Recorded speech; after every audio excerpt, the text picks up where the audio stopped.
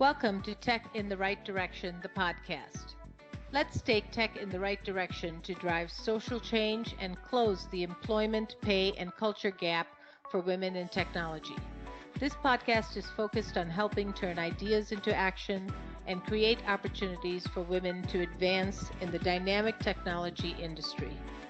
I hope this podcast will inspire and motivate you to encourage more women and girls to seek or grow a career as a woman in technology.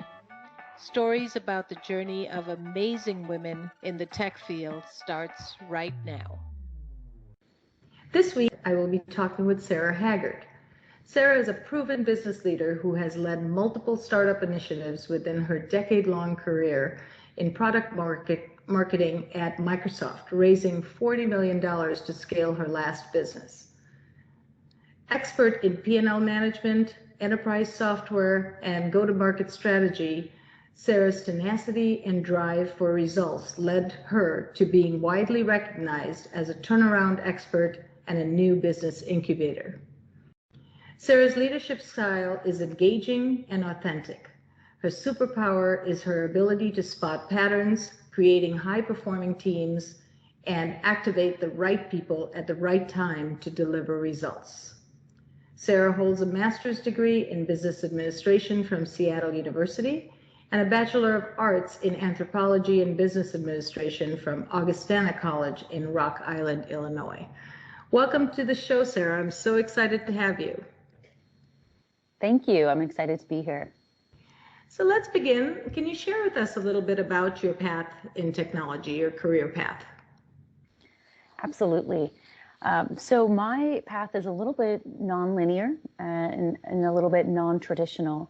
I actually studied anthropology as we introduced, and really thought that I was going to go save the world one person at a time. I've always been really keen to helping people and kind of serving the underserved, and thought that I would do that with my social work.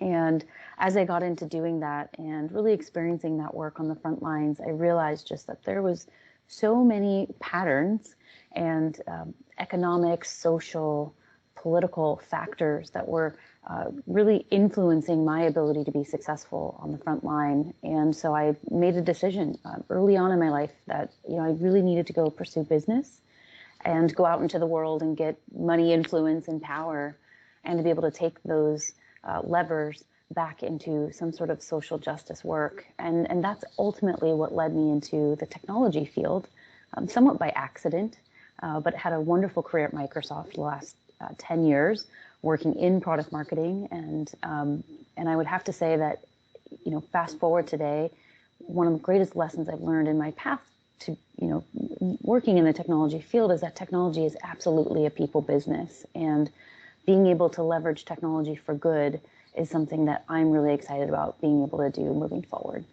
That's very impressive. Not knowing that technology is the path that you wanted to take, but then having a passion for it once you were introduced to it, and knowing that you're really good at it really feeds your soul, it motivates you, and then taking it one step further, which is what you've done, is to use technology for good, which is so great. So tell me a little bit about some of the technology trends you're seeing today. Yeah, absolutely. I think today, beyond technology really being that people business, I think I'm seeing all kinds of technology that not only helps us automate and simplify everyday things that we were doing manually. And in my lifetime, I think I first typed on a computer when I was in the 5th grade. So I have, sort of this dual experience of growing up in a world without much technology, or it being this sort of opaque, complex concept, to today being everywhere and just such an integrated part of our lives that you can't even imagine what life was like before it. I think some of the trends that I'm seeing beyond, the AI, the blockchain, the machine learning, underlying, I think, all of those trends is this desire to enhance our human experience in some shape or form, whether it's to make it smarter, faster, better. And I think there's two camps of people. I think there's people who say, I can route around the human experience by making it faster, effectively, enhancing, but not, I would say enhancing a task, but not enhancing humanness. And then there's the other camp of people who say, I see you, I see how you're doing this. I want to simplify your life. I want to make it better. And I want to actually make, more time for you to do the things that you love to do by, just simplifying this task and effectively enhancing our humanness by using technology for good. So I think there's two camps, but underlying all of that, I think there's just this desire to use technology to automate a lot of the things that we used to do manually. Yes, very, very true. So, you touched on some great points there. I kind of chuckled when you said, you touched a computer in 5th grade, and that was your first exposure to it, and things have changed so much where now we have multiple devices and multiple ways to use technology. I chuckled because I started in technology with punch cards. So that was a long time ago. It really dates me, but, and now I see where we are today. It is just crazy. I love the connectivity with technology to enhancing the human experience. I think that is a trend that will continue to grow because we need to have that business value, those soft skills, the communication skills, in addition to technology, in order to feed the next 5 to 10 years. So really good insights on that. So can you share with me some technology solutions that you've seen, or maybe you've seen some at Microsoft that they've developed to solve business problems, or something that you see as a solution making a difference on that, enhancing the human experience? Did you know that there is an increase in the number of women leaving the tech industry? As a woman-owned business, Directions Training has made it our mission and passion to change this statistic. That's why Jennifer created this podcast. We showcase insight from everyday women for everyday women in the tech industry. Do you know other people that would benefit from tuning in? Share the link and help us drive the advancement of women in the tech industry. Do you have a journey or know of someone that our listeners would benefit from hearing about? Reach out to us at directionstraining.com/podcast. Don't forget to follow us on LinkedIn, Facebook, and wherever you find your podcasts. Now, back to the show. Yes, so I will reference Tribute, the company that I formed about 18 months ago. And this is where, for me, my path of social science and technology and curiosity and human experience is all just coming together for me in such a beautiful way. So Tribute is a modern mentorship app that actually helps employees connect and find a mentor through their shared life experiences. And so for me, the inspiration, the spark there was, as a woman in tech, spending a decade there, I would often get assigned a mentor. And some would be female, some would be men. I didn't think much about it. But in all of my experiences, when I would be assigned a mentor from my company, it was, we would often start with, what are your goals? What are your career ambitions? And we would just sort of leap completely over, do we, as these two humans, have a connection together? Do I trust this person to tell them all of the things that scare me, that I don't know if I'm good enough at, or all the ambitions, dreams, and hopes that I have? And, after experiencing mentorship like this over and over and over again, I thought, this is strange to me. Why are we putting the cart before the horse? Why are we not helping people really drive that connection first? What is it that connects people?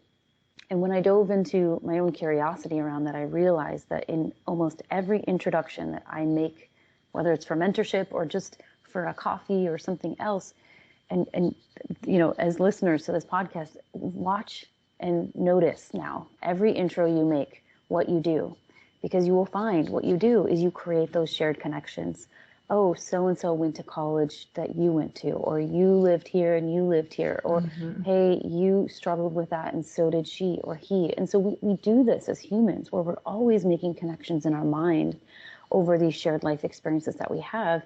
And you find that there's a closeness or a connection that you start from when that happens. And I thought, this is missing in mentorship. And so how can I create a way to build a technology solution that allows us to find that shared humanness, right? First. I love that. That is so insightful, because you're right. I mean, I've had mentors all my life, and they are assigned based on, maybe they've mentored before, or maybe the goals that you have are what they have expertise in.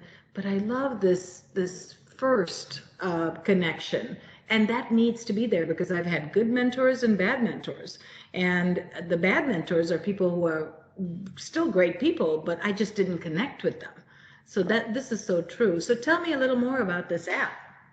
Yeah, so we're actually launching our app this month. Nice. Which with our first enterprise customer. So we are a B2B enterprise SaaS platform, and we've made a bet on mobile first, which, we've been talking about mobile first, cloud first, technologies for some time, but it still surprises me how much of our technology is desktop based today. So we're mobile first, we're making a bet. So we provide employees a mobile app that they're able to effectively create a profile, swipe through other employee profiles, search for that mentor on their own via the life experience or the professional skill that they're looking for mentorship around. And then they're able to chat and set their own schedule. And what's also kind of unique to Tribute is we lead in those profiles as you're swiping through, we lead with storytelling. And that's also a really fascinating topic that I love to talk about, because storytelling is this ancient way of sharing wisdom that we've seen through many different cultures, throughout our lived experience as humans. And there's really no AI algorithm or model that can route around telling a good story and being inspired by an amazing story of grit and grace and overcoming adversity and what your hopes and your dreams are. And so for us, we ask people in their profile to share a short narrative of a life experience that they believe could really help somebody else, right? And so we lead with storytelling, we connect over shared life experiences, and also because technology can make mentorship more accessible, more efficient, and more effective, our mentorship engagements when we connect actually initially start for a 30-day period. And that's kind of unique, because people tend to think, oh, if I ask for a mentor, we have to be friends for a lifetime, or we have to be connected for a lifetime. And I think that's not true. I think you earn friendships and relationships over a lifetime as you connect, as you provide value to one another. And so for us, we start with a 30-day commitment where, this is hopefully getting more mentors to say yes to mentoring others, because they don't feel that they have to make a lifetime commitment. It can be just for that period of time. I also believe mentorship can be found in a moment. You hear somebody say something, or you're listening to a speaker, and you get inspired by somebody's story or experience. So that's the employee experience, is being able to have that mobile app where they're meeting and networking with their peers, in and outside of the immediate teams that they work with.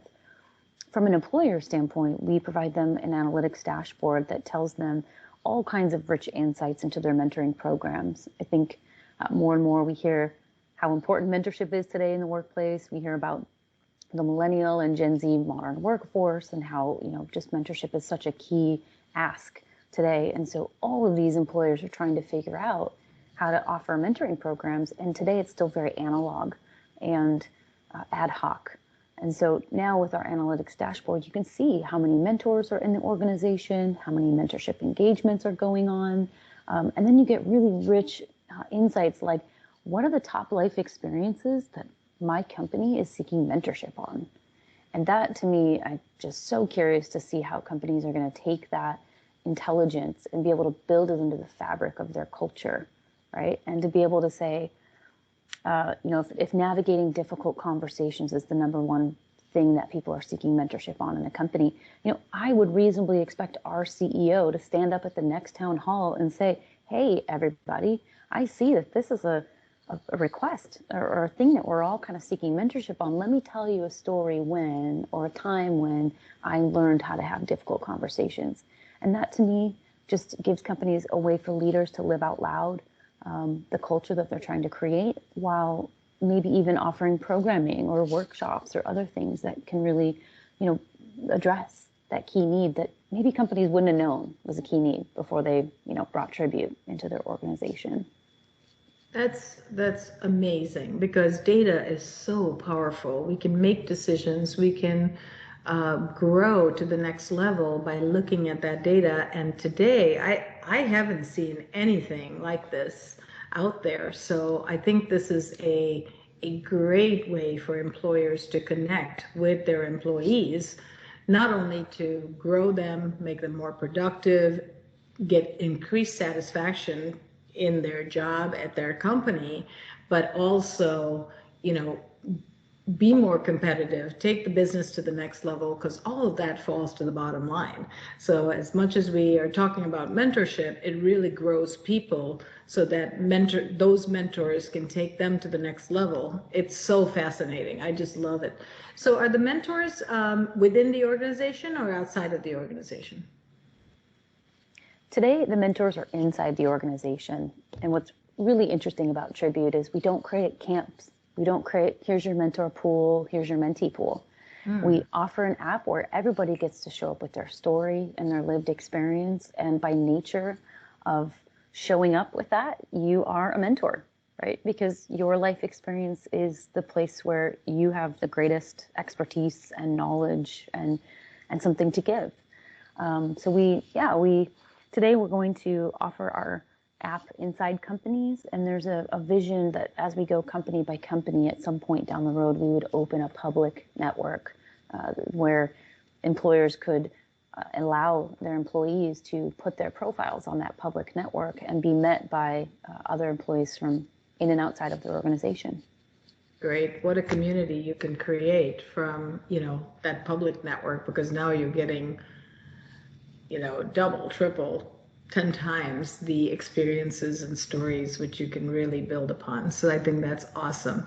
So Sarah, can you share with me some of the challenges you've experienced while creating these solutions? This is such an impressive undertaking, but I'm sure there were many challenges along the way that you've experienced. Can you share some of those with us?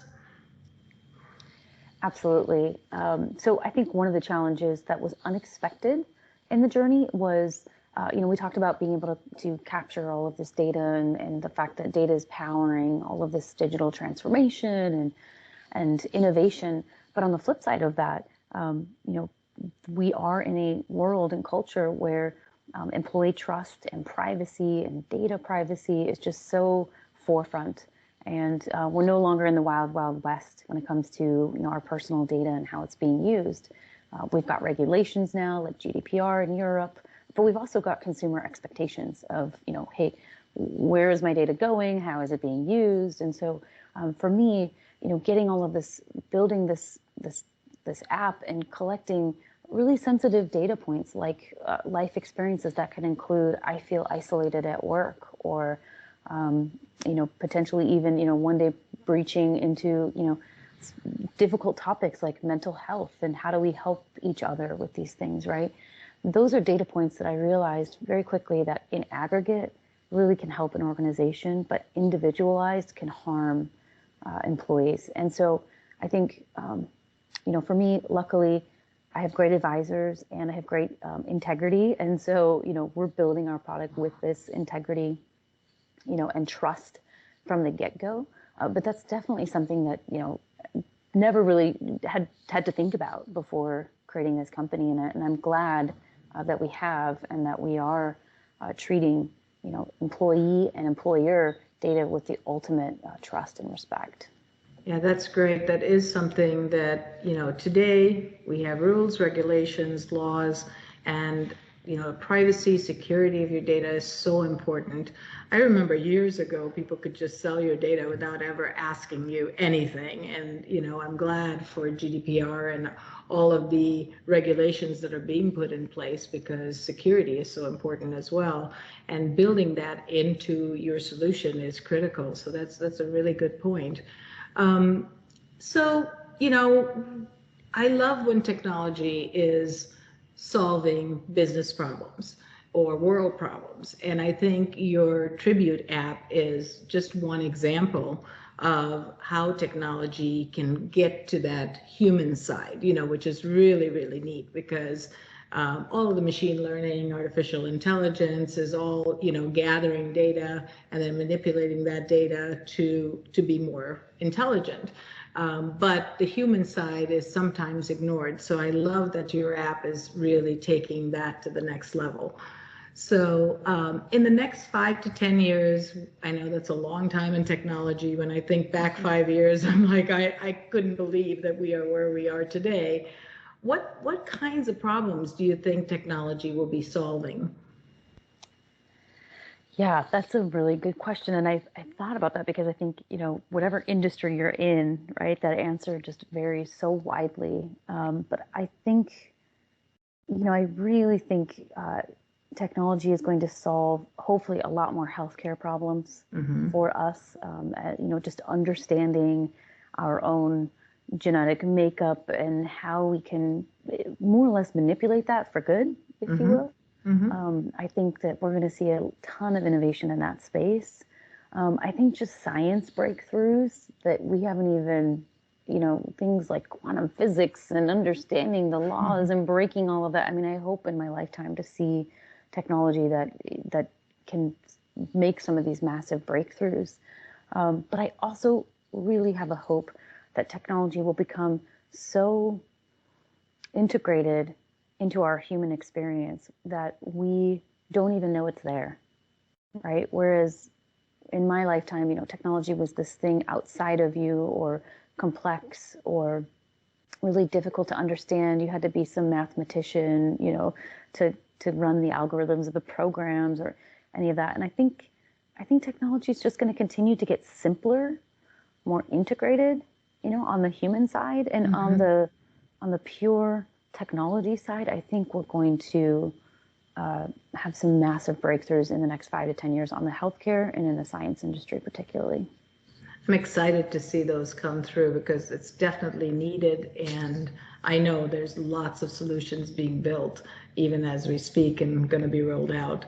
So what is the biggest mistake or most common mistake you see organizations making when it comes to deploying a technology project? What should you be aware of, so that, if you are deploying something, that you should really, this is the best practice, or this is what you should avoid?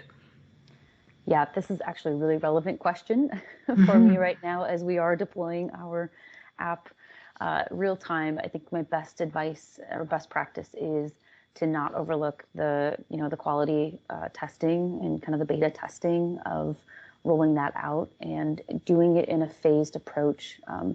We have a community of about 5,000 people that we're looking to roll our app out to. And we decided that rather than just launching the app to that entire group, that we would pick some smaller subgroups and roll out over time. And that has been the best decision we could have ever made, because we caught things that, we didn't need to hear 5,000 times. We needed to hear it 5 times, right. To know that it was time to make that small adjustment here or there. But yeah, don't, I think many technologists will know already that, deployment in of itself is a project. It's not just a switch that you flip. It's something to be thoughtful. It's something to be planned, rolling it out over time. As excited as you are to get to, mass deployment, there's a reason why that you do this proof of concept before, the pilot, and then the pilot before the broad rollout. And just don't overlook that. Make sure you build time into your project plan and your client deliverables, so that you get that time to do that, and you don't run up into the end and then have to turn something on and kind of run into a wall. Right. No, that's really good advice. Just phase it out. Take the time to tweak as you move on, because you're going to get data from your deployment phases that maybe you just never thought would happen, or you thought would happen but not in a smaller group? So, really taking it as a phased approach is great advice. My last question to you is, what's the best advice or lessons learned regarding customer satisfaction or project delivery can you share with our listeners that you still leverage? I mean, that you think is the golden rules? Yes, the golden rule in my book is setting expectations and communicating. Projects don't go the way we think they're going to go. Timelines get pushed. We learn new things as we go.